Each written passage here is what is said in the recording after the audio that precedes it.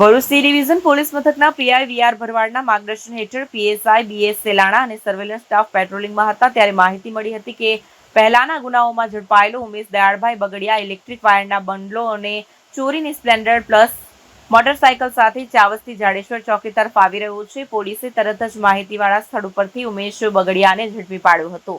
પૂછપરછ દરમિયાન તેણે ખુલાસો કર્યો કે 10 એપ્રિલના રોજ તેણે અને નવલ ઉર્ફે કાળિયો ચંદુભાઈ ભાભોરે ચાવસ સ્થિત શ્રી વૃંદાવન વિલાસ સોસાયટીના બંધ મકાનની બારી તોડી અંદર પ્રવેશ કરીને ઇલેક્ટ્રિક વાયરના 20 બંડલ ચોરી કર્યા હતા।